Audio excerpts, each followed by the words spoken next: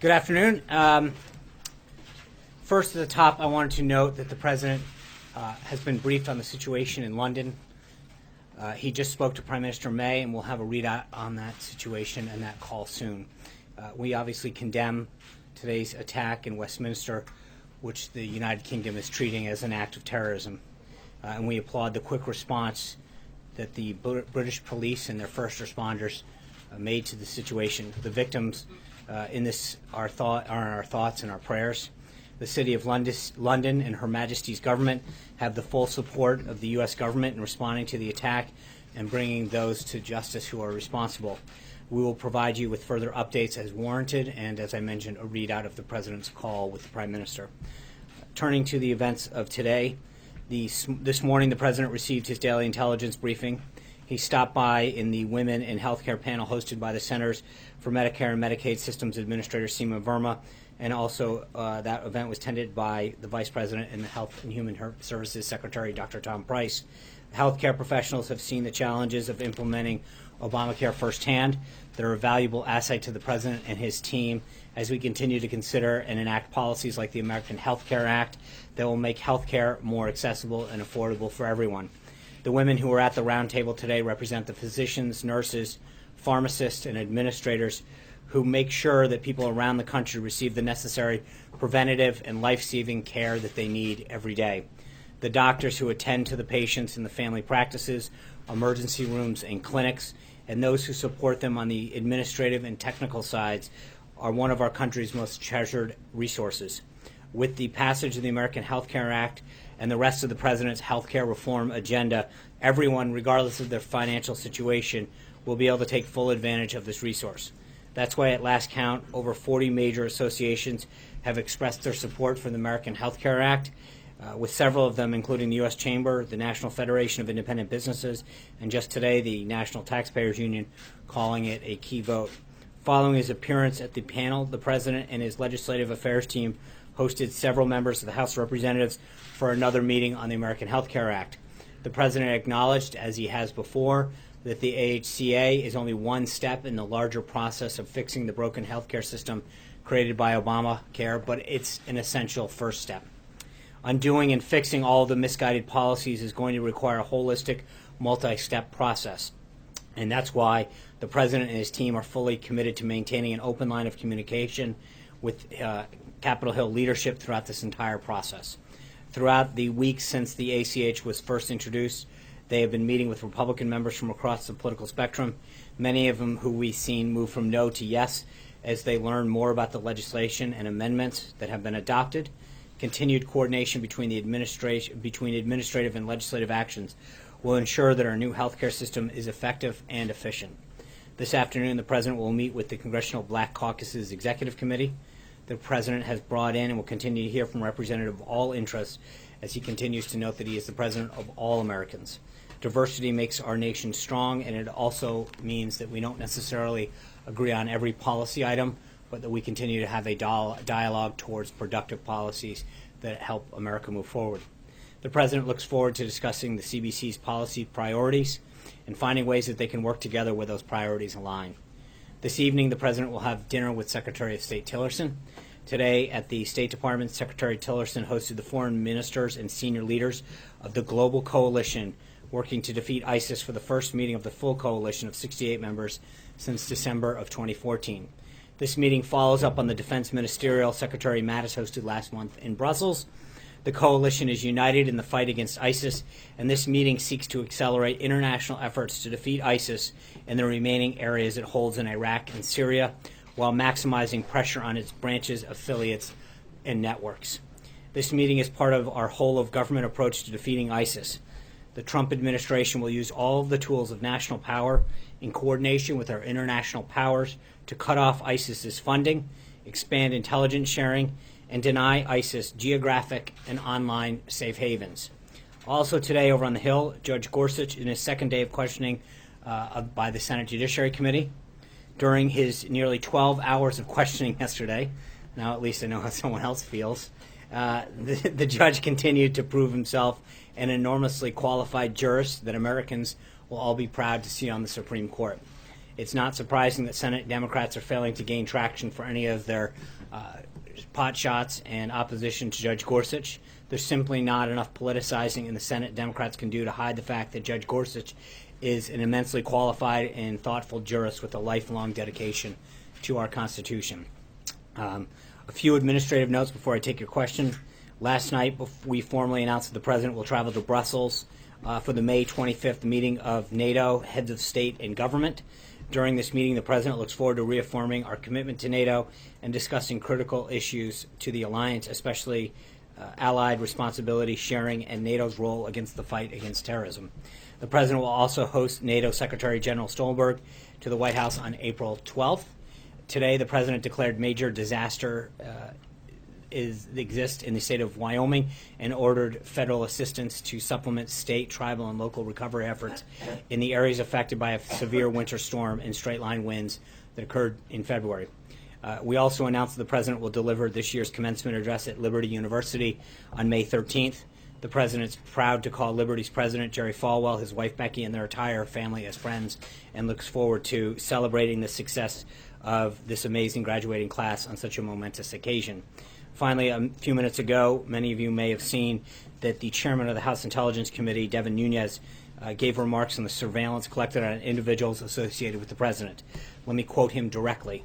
Quote, I recently confirmed that on numerous occasions, the intelligence community incidentally collected information about U.S. citizens involved in the Trump transition. Details about U.S. persons associated with the incoming administration, details with little or no apparent foreign intelligence value, were widely disseminated in the intelligence community reporting. And third, I have confirmed that additional names of Trump transition team members were unmasked. And fourth, and finally, I want to be clear, none of this surveillance was related to Russia or the investigation of Russian activities or the Trump team. My understanding is that Chairman Nunes is coming to the White House later to brief the President on this development, and we will have a readout for that meeting once it occurs. With that, I'd be glad to take your questions. Mara. Two questions, one on Nunes and then healthcare.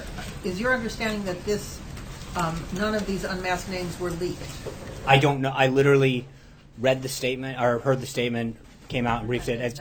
It was wrapping up as we were beginning this. Okay. Today, in the pool spray, the President said, keep your doctor, keep your plan. Didn't work out that way. You didn't get your doctor, you don't get your plan. This is one of the reasons we have to repeal Obamacare. Is the President assuring people who currently like their plan or like their doctor that under the American Health Care Act they can keep their doctor and their plan? Well, that's the hope. And what I mean by that is not to be cute, but last time they were promised something that didn't turn out. I can't promise something that a doctor stays in a plan or a plan stays there. But that's a bit different. We understand that we're letting market forces come into play here. Competition. Doctors can change what insurances they take. Plans can come in and out of markets. What I think we can be assured of is a couple things. One is that currently, under Obamacare, premiums are set to continue to skyrocket. We've seen an average of 25%. We've noted before in Arizona they've gone up 116%. I think there's no question that the additional competition and amendments that have been brought into this discussion will help lower the trajectory of that, number one. Number two is I think that there's going to see greater choice. So I think those are the things that we're willing to talk about being part of this plan, because you can't. Where they erred last time is went out and made promises that they couldn't keep. And I think that one of the problems that they did is that they tried to suppress market forces and competition, and instead of lowering costs and increasing choice, which is what they sought to do, it did the opposite. So that's where this is headed, and I think that's important. John. Thanks so much, Sean. On the AHCA, Mark Meadows, who appears to be a firm no in terms of his opposition to the replacement bill, said that 25 members of the Freedom Caucus are opposed to this replacement bill. Do you dispute those numbers? I'm not going to share our whip count. I know we saw Lou Barletta, who was a hard no, come out and say he's yes. Steve King, I believe, had been a no. He's a yes. Member by member, we're seeing tremendous support flow in our direction, and the count keeps getting stronger for us. So I'm not going to start to get into yes or no's, but I would just say that, former Congressman Mulvaney, now director of OMB Mulvaney, who is a leader in that caucus, has been a very strong advocate of this policy. As you know, he's been up on the Hill talking to his former colleagues, assuring them of the effort and why the process has to go the way it does. But I'm optimistic in the sense of what we're seeing and the trajectory that this is going and the number of votes that are flowing our way, not the other way. And on the confirmation hearing for Judge Neil Gorsuch, I have not seen any Democrat come out in support of Judge Gorsuch just yet. Do you anticipate that you'll get Democratic support on this particular nomination? I hope and believe so. I think that there have been several that have been spoken very positively. I think he's been extremely impressive throughout this confirmation process. And you've heard members, both in the Senate, on the committee, and then a lot of outside voices comment on how well he's done, how qualified he is. And I think it's tough for anybody to say that he's not immensely qualified for this position. Alexis. Sean, related to Congressman Nunez, can you explain why the White House has agreed to meet with him at all about what his findings are? And the reason I ask that is because the minute that Director Comey said that there was an official investigation, it might appear as if the White House is interfering with the investigation, and Congressman Nunez should present his information not to the White House, but to the FBI. So why is anyone here at the White House agreeing to meet with him about his findings? We'll have a readout for you after that meeting. I think he did this press conference. He made the announcement that he was coming up to see the president to share these findings. I don't know who else he shared them with. I don't know, to your question, I don't know if he's briefed anyone else on it in terms of the intelligence community, either Admiral Rogers or Comey, or whether this is something they shared with him. But I think as after the meeting, hopefully, depending on the classification level, we may be able to share more on that with you. Add, is the president concerned at all that there will be an appearance immediately today that he has interfered with an ongoing investigation, whether it's a congressional investigation or the executive branch investigation, by meeting privately with a congressman who says he has information? So let me get this straight. Number one, we asked, as you know, 2 weeks ago, we said this is the appropriate venue. Number two, you guys have asked us over and over again, why aren't we meeting with certain individuals? The chairman of the committee, that one of the two committees that we asked to look into this, wants to share his findings. I don't, or what he knows. I think that is exactly how we've talked about this working. But I would leave it to Congressman Nunez to come up and to brief and share his thoughts. I don't know what his plan is. Obviously, he briefed the media before he briefed us. He went down and talked about what he had found. So, you know, it's interesting. I didn't see any complaints from you guys when he went down and held a press conference for the umpteenth time talking about his findings and what he's found. There's no complaints from the media when he shares what he's found with you guys. But when he wants to come up here and tell us this is where the investigation stands and here's what I've learned, there seems to be a little bit of an interesting double standard on that. To close the loop, because the president said that he had additional information that he believed the White House or he or his representatives would present related to this investigation, what Congressman Nunez has is not related to that. You're asking me questions that he has not briefed us. He has not briefed the president. You guys, as I noted, he actually went down and spoke to the media before he shared this with us. So, you know, I would ask the colleagues that ask questions more than collectively, the media has more of an opportunity to ask questions and to hear what he has to say than we do at this point. So once we have more to understand what he said, to the extent that we can, I'm sure we'll be glad to share it with you. But the media has more information than we do at this point. John. Sean, staying on that up there. Didn't we already know that there was incidental collection of intelligence involving some members of the transition team? And I point to... Not the way you guys ask the questions. I mean, you questioned us every day about what we knew, and now you're coming back to me saying, didn't we already know this? Well, No, but didn't we guess already I'm know doing that somewhat of an effective job. Flynn was monitored in his conversations with Kislyak? Right. So we knew about that. I guess my point, John, is I don't know. He made a statement, went down to the press. Until we get briefed on this, until the president gets briefed, I don't know what he knows. And so to ask, until that occurs and until we have the ability to share some of that in an unclassified nature, I don't want to get ahead of it. I don't know what he knows. That's why apparently he's coming up to share his findings with the president at least that's what he said. Again, let's wait and see how this unfolds. And on the American Health Care Act, Mark Meadows says they don't have the votes, they need to start over and do a new bill. That sounds like you're in pretty serious trouble. No, that sounds like one member's opinion.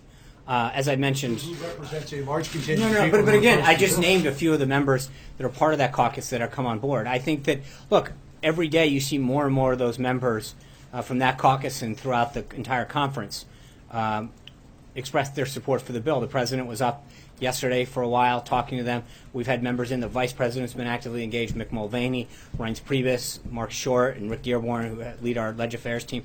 These guys have been flooding the Hill.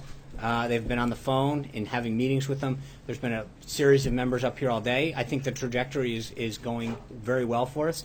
And And Heritage Action says you can easily fix this bill simply by removing the regulatory framework, the tax credits, and all of that, and you'll get massive buy-in from conservatives. But can you do that? There's Can you certain make- constraints that we have in the reconciliation process. And, for those who are steeped in the arcane rules of the Senate, there's a thing called the Byrd Rule. And it does not allow policy to be created. It has to do with the budgetary nature of that vehicle to get that's sustainable at 50 votes. Right now, there are certain things that I think a lot of people would like, but that will not potentially get ruled in order by the Senate parliamentarian. So I understand what people want, but I think that we have created a vehicle to get this done. This is the only way that we will repeal and replace Obamacare. And again, I think people have to recognize that there is a three-step process to doing this. This is exactly how the Democrats enacted it, and this is exactly how we will unwind it and implement a much better system. That's it, plain and simple. Margaret. Sean, I know you can't get ahead of Nunes, but what he said was incidental legal surveillance using a FISA warrant, which would So that's not, suggest- I don't believe he said FISA warrant. He did. Did he? Okay. He did. And that's why I'm asking this question, which is, does the Trump administration have the presumption that foreign leaders or foreign nationals will not be surveilled when they are in contact with No, Trump? again, as I said, I don't want to start talking or guessing what he may say or may not say or explain this. I think that we will have more information, or I hope to have more information once the president is briefed, and to find out, what else has gone on in terms of additional information on this.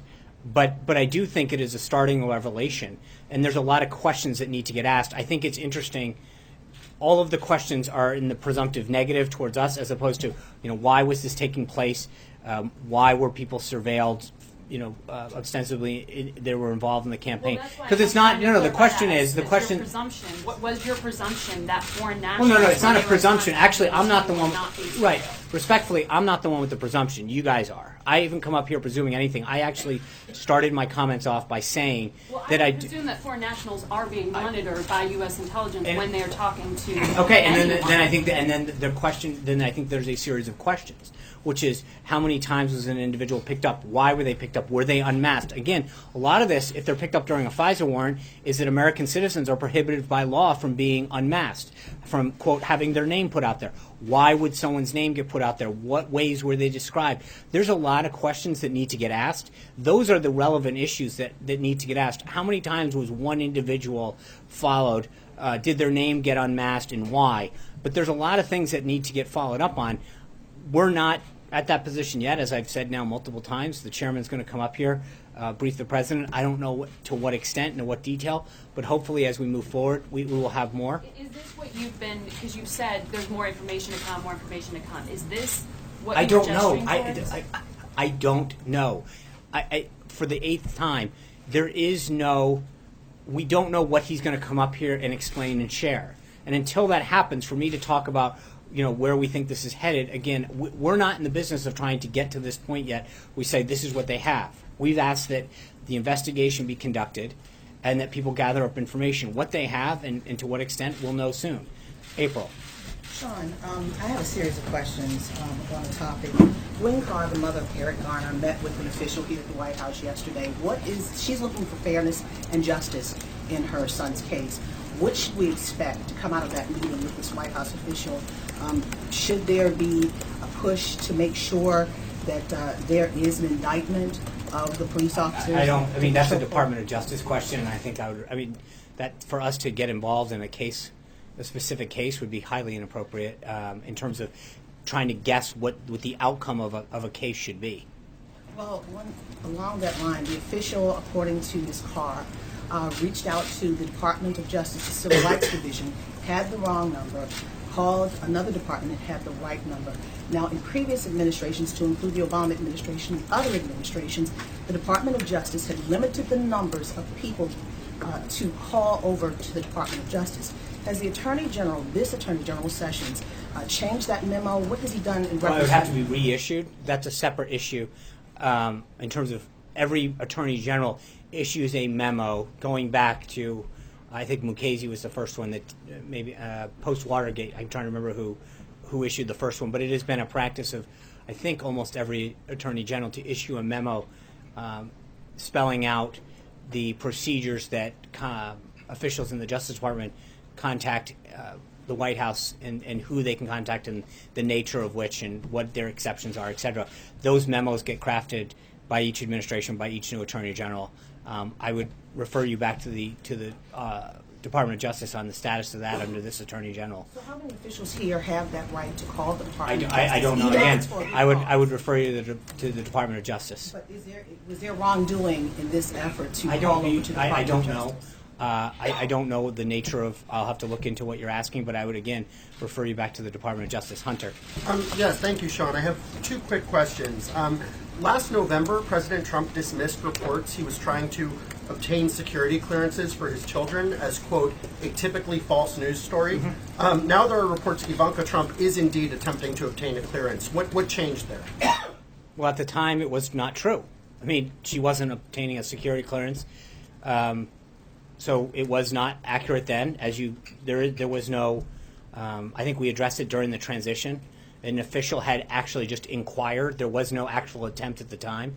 The official in question was removed from the transition team. They had merely made an inquiry into what it would take to get an SF-86 process moving forward.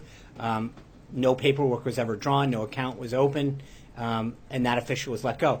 At this time, as I mentioned yesterday, Ivanka has decided to go above and beyond and act in certain ways to ensure that she complies with certain rules by maintaining the Federal Records Act, getting a security clearance so that if she is privy to any information that is classified, she has to abide by the same rules and regulations in terms of being in a room and how it's handled, et cetera.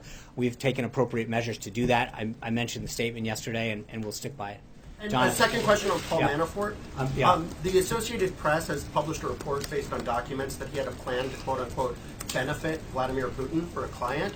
And with him back in the headlines, I'm just wondering if you still stand by the comment that he had a, quote unquote, limited role in the campaign. And if you could explain a little bit more about how spending months as the campaign's top official is a limited role. Yeah, thank you. I've tried to avoid commenting. I know I've talked to a lot of you about the individual stories, but I think obviously this one's started to catch a lot of buzz. So to comment briefly on this, I think nothing in this morning's report references any actions by the president, the White House, or any Trump administration official. I think that's got to be clear from the get-go. The report is entirely focused on actions that Paul took a decade ago regarding. He's a former advisor of the campaign, and the actions that came to light this morning are about a client that he had last decade. I know I commented on this the other day, and clearly I should have been more precise with respect to Paul's role. So let me clarify this and kind of go through the facts. Paul was hired to oversee the campaign's delegate operation. He had played a significant role in the convention and delegate operations of 4 previous Republican nominees: Bob Dole, former Presidents George H.W. Bush, Ronald Reagan, and Gerald Ford. And to be clear, he got the job done on the delegates. The president won the Republican nomination after months of speculation after a potentially contested convention. In total, he was involved in the campaign for a total of just under 5 months. He was first hired on March 28th to oversee delegate operations. He was made the chief strategist and campaign chairman on May 19th, and his relationship with the campaign ended on August 19th. The AP story focuses on his activities from the last decade. And to place it in context, Paul represented many foreign clients according to publicly available data in the Caribbean, Asia, Africa, and Europe. His representation of foreign clients is public and similar to the work of Tony Podesta, a Clinton campaign fundraiser whose brother John chaired Hillary Clinton's campaign. Last year, not last decade, Tony Podesta lobbied against sanctions for Russia's largest bank. And John Podesta, Clinton's campaign chair, sat on the board of a Russian-based energy company. This was something tied to Hillary Clinton, who was the face of the failed Russia reset policy. So it's not even close. That's what we're talking about now isn't even close to her most significant role with respect to Russia. As Secretary of State, Hillary Clinton, along with the Obama administration, approved a deal that gave Russia 1/5 of America's uranium reserves. Hillary's husband, former President Bill Clinton, received over $500,000 by a paid speech by a bank connected to the uranium deal, and Vladimir Putin personally called the former president and thanked him for giving the speech. So an individual who worked for less than the campaign for 5 months for the president's 2-year-long campaign, who worked with a Russian entity a decade ago, is the subject of rampant media speculation all day long, even though the Clintons had much more expensive and extensive ties. Well, as Secretary of State, Hillary was crafting a policy she said was designed to, quote, strengthen Russia. And to be clear, the president has no personal financial dealings with Russia. His ties are limited to hosting a contest in Russia once and selling a Palm Beach home to a businessman in 2005. That's it. And former members of the media trying to conflate Paul's role and activities with Monday's hearing, I have another reminder.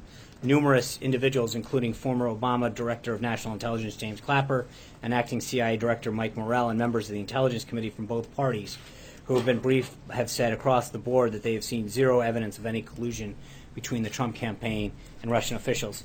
And that's not going to be changed by a former business dealings of a campaign staffer from a decade ago. Hold on. Sarah. Thanks, John. You and other senior administration officials have sought to assure skeptical Republican lawmakers that Phase 2 of these regulatory modifications will address some of their concerns. So what is Secretary Tom Price waiting for? Why not roll out Phase 2 now if the vote is looking like it's going to be a very close margin? I think in some of those cases, it's tied to, it's all one package, and that's why I think you saw some of the stuff he is working on, some of the stuff he is doing, but I think the important piece is to get the Phase 1 part of it done. He has assured them and talked to them about the different administrative actions. Again, part of this is sequencing. I mean, it's the same way that in Obamacare, they didn't just have Kathleen Sebelius then go out and start implementing things. They passed the bill first through the reconciliation process, got that done, then she did the administrative piece. We're doing the same process because of how some of the sequencing has to occur. And then the same thing on the legislative front. We've introduced in the House, all of those pieces of legislation have been done. Leader McCarthy has started to talk about them, that do all of the prong 3 stuff. So a lot of it is coming together, but part of it is a sequencing aspect that needs to get taken care of. But we are moving in the right direction. Can I go to John DiPietro for the first question on Skype? Yes. Good afternoon, Sean, from UADK in Newport. Sean, we've had a lot of members of the media say that President Trump is to be the president to all the people. What does the president say about the nonstop partisanship we see? Yesterday, you had Rhode Island Senator Shelby Whitehouse grandstanding at the confirmation hearing. You had Elizabeth Warren, before there even was a hearing, with a big piece in the Boston Globe condemning the confirmation. You had Rhode Island Governor Gina Raimondo boycott the inauguration while she continues to fundraise around the country. What does the president say to frustrated Trump supporters who don't feel they're getting proper representation on the local level and in Congress? Well, I mean, I think with respect to Judge Gorsuch, which is, I think, what you're pretty clear that's where you're headed on this. Yes. Thank you. I mean, we've gotten, when you look at the praise, I mean, obviously, I'd love for it to be universal. And while we've gotten bipartisan praise from pundits and former law clerks of both parties, high number of jurists and former, people, legal scholars, members of Congress, we're not going to win everybody. And I think that Democrats have tried to score some points on the committee. They've largely fallen by the wayside.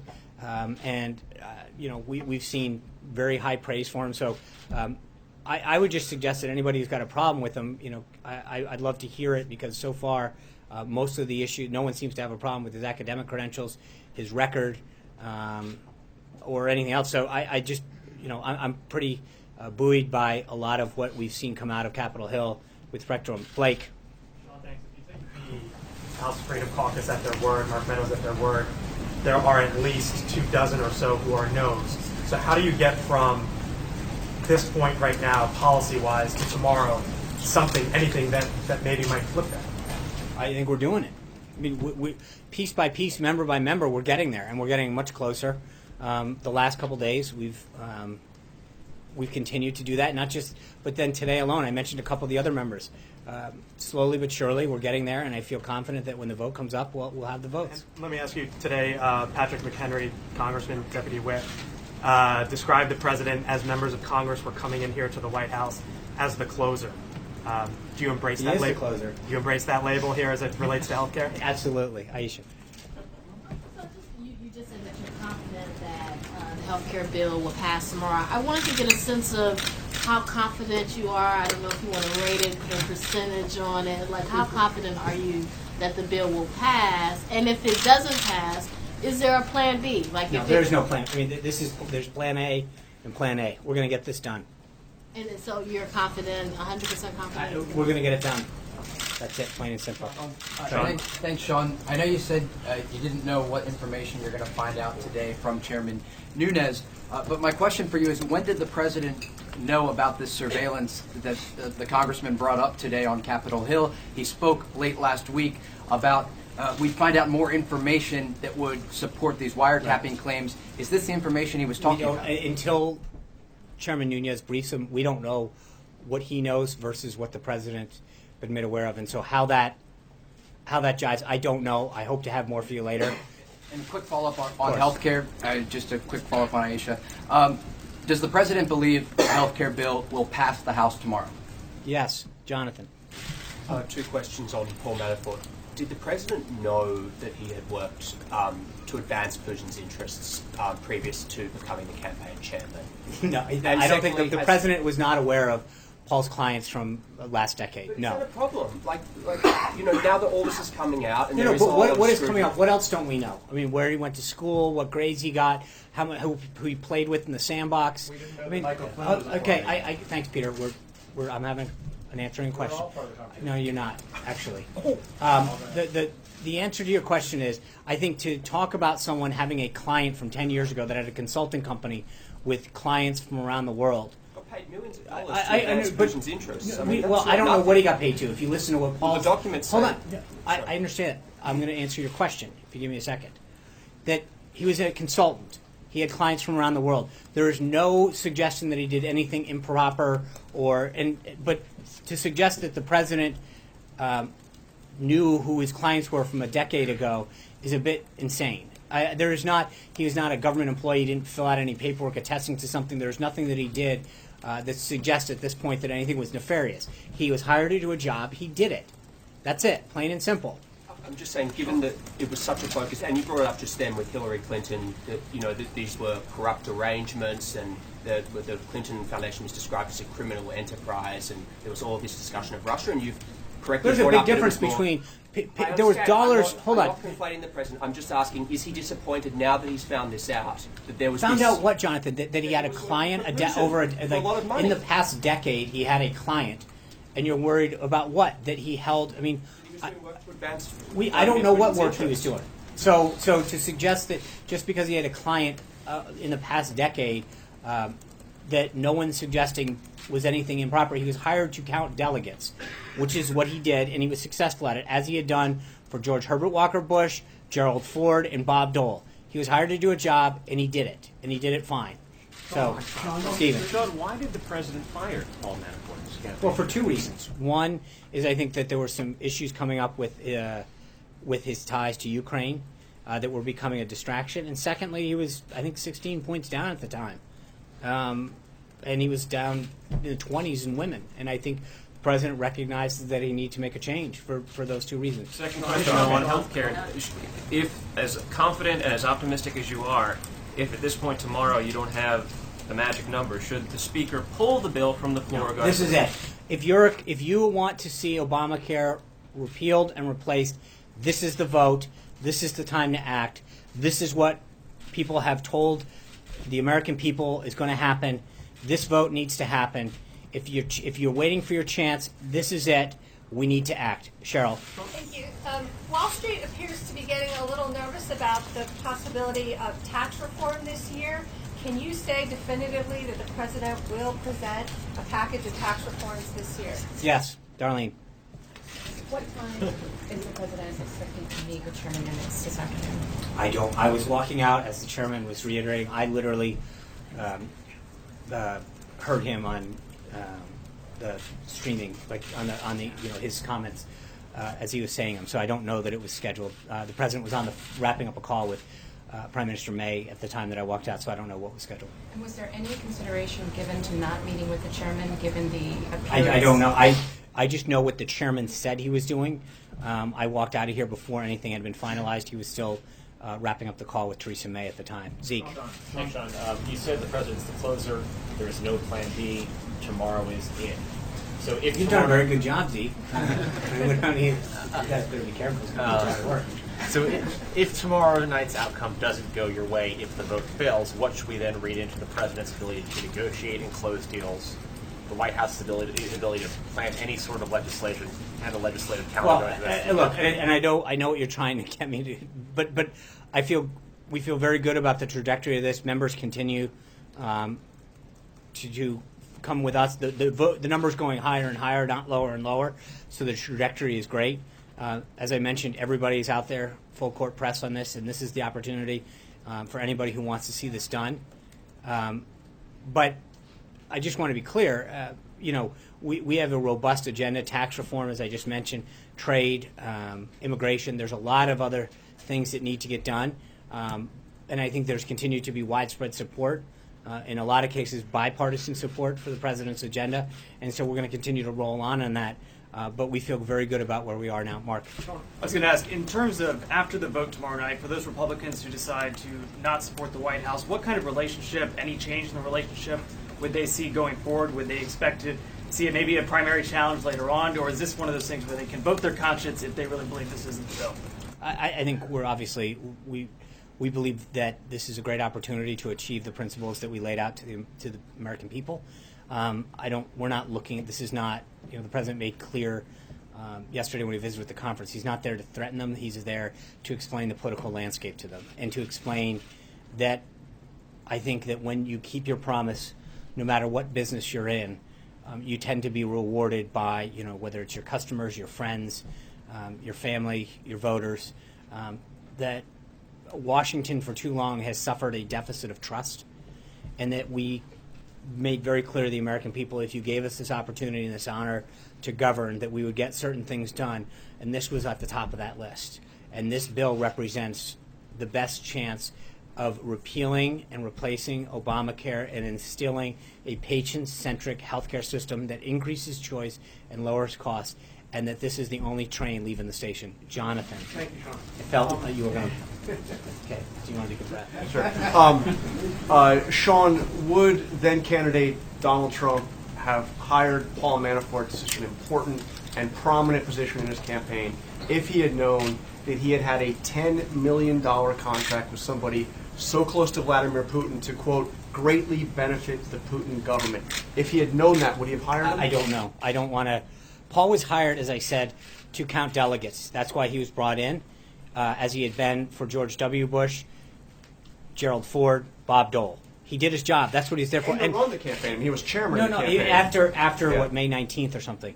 But again, I'm not going to. And to run the convention. I mean, you'll acknowledge it was a very prominent role. Yes, but as he had done for the other three, he had held very significant. Look, so again, you're basically saying, hey, the work that he did, he had a client a decade ago. Would he have? I don't know the answer to that. $10 million to promote the interests of Vladimir Putin. I don't. The answer to your question, I don't know. To look back right now and to say, if we knew now what we know then, would we have done things different? I don't know. That's a question that the president would have to weigh at the time. But he definitely didn't know. No, you're saying he didn't know. No, he did not. No, of course not. To suggest that, that's like you can. think about how many people are involved in a campaign of some sort. And granted, in this campaign, it was run lean and mean. But to suggest that everybody knew everybody's background, did they pay their taxes? How much did they pay? What deductions did they take? Who did they work for in the price? He disclosed that. I mean, he didn't Disclosed work for what? That he had done on work behalf of an adversary of the United States. Again, I'm not here to vouch for what he did or how. I don't know. But I'm just. The president I don't want to know, wouldn't he? Maybe not. I don't know what the circumstances were at the time, and I don't know what exactly worked. So for me to start to infer that what he did or did not do was anything improper is not appropriate at this time. I don't know what work he did. I know what he was hired to do, and he did his job. Shane. I want to ask Sean? about Paul Manafort here too. You're Okay. saying he wasn't. Are you saying he wasn't disappointed to learn in the last 24 hours? I don't know. I haven't asked the. Work for I don't know. No, because again, you're. I don't know because the story that came out this morning said that he had this client. Paul's put out a statement that suggests this is what he did. This is how he handled it. And you've all read the same. We have not spent a ton of time going to investigate what he did for that client a decade ago. I really have not discussed the president's with their. I know what he's made very clear. He hired him to do a job. He did the job well. He got him over the finish line. On August 19th, he was let go of the campaign for the reasons that I mentioned. Did you say if Paul Manafort played any role with the hiring of any people in the federal government after the election? Not to my knowledge at all. John. Thank you, Sean. Going back to the American Health Care Act, there was always nervousness that moving too quickly on it would leave some very dangerous points in the details. Several publications, including Sarah's, reported today that as a result of a change of a few words, veterans who benefited from a program called Veterans Affairs or had the option of getting tax credits would now get neither under the new legislation, and that 7 million veterans would be cost health care. Is the administration following this and is urging Congress to do anything about it? Most veterans get their health care either through TRICARE or through Medicare if they're over 65 or a combination thereof. Correct? And this is, well, but there's two programs. One is the Veterans Affairs program, and the other is the option, this is under the current law, to have tax credits. And my understanding, again, from Sarah's publication this morning and several others, is that 7 million veterans could possibly lose both under this program. Yeah, I'd have to follow up with you. I'm not aware of any modifications to TRICARE in particular that would have that effect. So, Kristen. Sean, thanks. On Monday, the president accused former President Obama and Democrats of rushing through the health care law, jamming it through, when in fact they actually debated it for about a year. This health care law was rolled out about 15 days ago. So don't you run the risk of rushing this through, of not giving it enough time for public debate? I think Republicans have talked about repealing and replacing Obamacare since 2010. We've campaigned on it in every election since. The principles that are in a lot of these have been very public for a long time. And you just rolled out the specifics, Sean. And it's gone through 3 committees, 2 of which had unanimous Republican support. The other, I understand that, but we're working it through the process. This was something the president campaigned on, told the American people it would be his top priority. Republicans who ran for the House and Senate said that it would be a top priority. It's something that they've talked about for 7 years, Kristen. So to suggest that we're rushing anything, I think we've done this very, very, very deliberately and very responsibly to make sure that people could read it. So again, with all due respect to the folks who tackled this in the past, we actually put the bill online, let everyone in the entire world read it, didn't jam it through, and to quote former Speaker Pelosi, say, if you want to read the bill, wait till we pass it. We actually let the American people in the entire world read what was in it, watch the process occur, and I think that is a much more open and transparent process. Let me just ask you a quick question about the terror attack. You said that the president's been briefed. He also spoke with Prime Minister Theresa May. Can you give us any more information about who may have been behind it? And should Americans have any concern? No, I'd be highly irresponsible at this point. I know the British government is investigating this as an act of terrorism at this moment. So for me to sort of get out and ahead of, I know our Homeland Security team and our National Security team are in contact with them. Secretary Tillerson's issued a statement, as has Homeland Security Secretary Kelly. So we are continuing to monitor the situation. We're in touch with officials in the British government.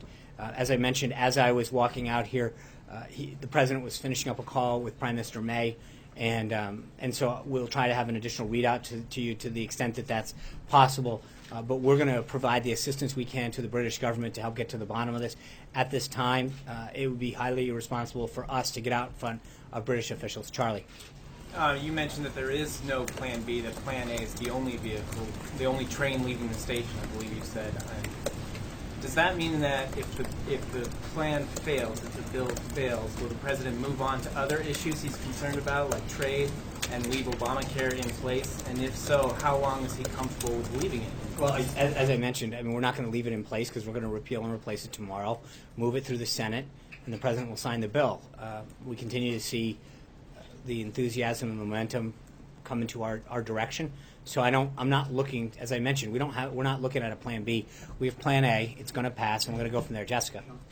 Let's talk about China for a moment. Do you now have the ability to formally announce the dates for President Xi's visit to the United States? I do not know this time. Why not? Because that's not how it works. You don't just get that. Because that's something that we continue to work with President Xi and the Chinese government to coordinate the final dates and times, and then obviously we coordinate the announcement with them as well. But trust me, when we're ready, we'll let you and everyone else know. Are you going to be prepared to talk about the parameters of the bilateral relationship at that time? I'm sure that my guess is there will be a lot to discuss at that time. Jeff.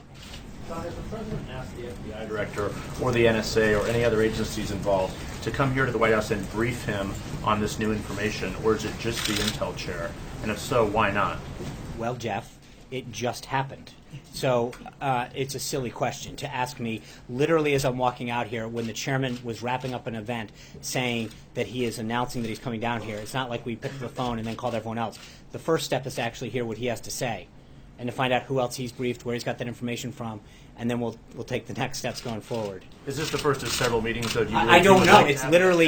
It literally just happened as I was walking out here. So to suggest that other steps have occurred until that briefing occurs, we'll see what this leads to. I don't know. Cecilia. What's the state of his credibility tonight? The Wall Street Journal, which has been very supportive of his candidacy and agenda, simply raised the question that he is not doing very well, and they said he could be on the verge of being a fake president. What do you believe the state of his credibility is as we sit here today in week 9? I think the president has made several promises to the American people, and he's kept them. He appointed Neil Gorsuch as a judge, which was one of 20 people on a list. He withdrew from the Trans-Pacific Partnership. He established a 5-year lobbying ban and a foreign ban on lifetime, which is all what he said he was going to do. He said he was going to cut regulations, and he did that. He said he was going to start to bring back jobs. He did that. He said that he was going to start to pay real attention and respect taxpayers, bringing down costs. He's already done that.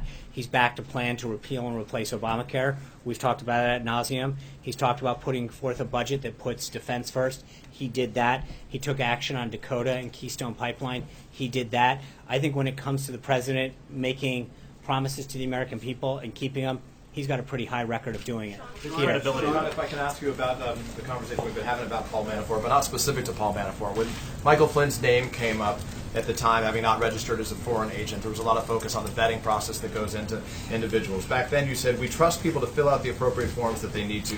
He has been referring to the president, he has been very committed to making sure we institute high standards here and we're held to them. So given your words, is it sufficient to trust the information that the people you hire give you? And can you say with certainty right now that there isn't anybody else that's working in the interests of another foreign government working for this government right now? It's a good question, Peter, because there's a big difference between working for a campaign or an entity where there's no forms to fill out. When you work for the United States government, especially here in the White House, you fill out a security clearance form, you fill out an employment form that asks certain questions under the penalty of law. Those questions, hold on. Still got through, I guess. No, well, but again, he filled out forms under the penalty of law. I don't know what was on his forms or what not was on his forms. Remember, what the president let him go for was not being truthful to the vice president, not necessarily for what was on a form, which I do not know what he filled out or did not fill out. If somebody fills out a form here, an SF-86, a security clearance form, or another employment document, and lies on that form or misleads, then they're going to face the penalty of law on that. That's a big difference between saying when someone was hired on a campaign or another entity that they should disclose everything in their past, whether or not they, who their clients were, what. But again, I mean, if someone presented a resume and it was faulty, sure, I think that if that was fault, as you recall, there was another person during the transition that was named to a position that was discussed as not being truthful with some of their works. We let them go. That was people write things, they have jobs, they describe themselves in certain ways, and every time that I'm aware of that we've had an incident where someone has not been forthright and truthful, we've let them go. But when you work for the United States government, you actually fill out security clearance forms, employment forms under the penalty of law. None of those cases occurred in the past, and to dredge up someone's work from a decade ago, it's not that Paul wasn't truthful, just to be clear. You're trying to conflate something that's not there. You're trying to make the accusation that somehow he was dishonest or distruthful. No, you are. I'm not asking about Paul Manafort Who at all. are you asking about? In fact, what I'm asking is, can you say with certainty that right now that there's nobody working for this White House that is presently working in the interests of a foreign government? I can tell you that every form has been filled out. That so you trust that there's absolutely. You've got to. I mean, people are filling out forms. So to sit here and ask me whether I can vouch for whatever it is, a few hundred people that have filled out everything, that would be ridiculous for me to stand here and suggest that I possibly could. What I can tell you is under the penalty of law, every single person has filled out a form that is being vetted by whatever level of classification that they need to get by the appropriate law enforcement agencies or HR entities. But I can't prevent somebody from fully disclosing everything on their taxes or filling out a form. What I can tell you is that if there's an instance brought to our attention where someone has misled it, either they will be referred to the appropriate law enforcement agency or dismissed, or appropriate action will be taken. But yes, there is no tolerance for that. And then very quickly in regards to Devin Nunes and the fact that he's going to come today and the comments that you began the briefing by telling us. On March 4th, the president tweeted, "How low has President Obama gone to tap my phones during the very sacred election process? This is Nixon Watergate, bad or sick guy." Does the president stand by his statement that President Obama is a bad or sick guy? I think the president's tweets stand for themselves. So We've he talked thinks about that. he's a Hold bad or sick on. I'm going to answer the question. Okay. If you can So you actually- said it stood for itself. I know. I think the president's tweets speak for themselves. As for the rest of the tweets, let's see, as we've mentioned before, how this process evolves and what information we can further gather up. Sean? Thanks, Sean. On the executive order on energy independence, that's been delayed for several weeks now. Can you Hold on. How do you? Why would it be delayed? You never announced something. Well, your office said that it was going to be released several weeks ago. It wasn't, and then there were reports consequently that said it would be released, and it hasn't been. So can you give us? I don't. With all due respect, I don't believe I ever announced that that was scheduled to come out. Okay. Can you tell us when it will be released? No. And can you?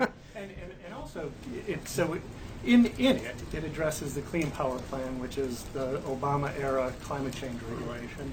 And there is apparently no replacement opportunity in that executive order. I'm going to cut you off here. We've discussed executive orders in the past. I've told before, until they're ready to be announced, I don't comment on the scheduling or the policy question. I know it is, but you're asking me the contents of it. It's not a policy question. No, this is. I just haven't been able to finish my Okay. question. Thank you. So apparently there's no replacement for it. That is the answer to a Supreme Court ruling in 2007. Does the administration feel that it is legally bound to regulate greenhouse gases? Let's wait and see what the executive order says or doesn't say. I don't want to get into. I understand the question. I'm not getting ahead of this at this point. Sean, will President Trump hold a news conference on the attack, and also on his upcoming travel? Do you have any guidance on other rallies that he may have? Because that's where he sends his message out to the American people, including social media. He sends his message out in a lot of ways. I would, if there are rallies, then I would refer you to the campaign website to get updates there. As for future press conferences, stay tuned on when the next one's going to be. Sean, when you learn that the members of the president's team may have been in contact with someone who the intelligence community and a federal judge has deemed to be a little bit dodgy, does that give you any pause at all? Who are you referring to? The people who are subject to the FISA order. So I'm sorry, can you rephrase that? It's a reference to Nunes. Members of the president's team, whether it's the transition or the campaign, are said to have been in contact, been picked up by when they were in contact with Right. someone who was the subject of a FISA audit. Does that give you any pause at all? I don't know. Given the things that you haven't known before about Manafort and Flynn, etc. Not until we know further details. I think to get ahead of what we suggest, what we know. I don't until we know what the chairman's going to brief him on. For me to suggest what he is going to reveal to him about whom and when and how would be inappropriate at this point to comment on. I'm going to go to Elizabeth Crisp out of Baton Rouge, Louisiana.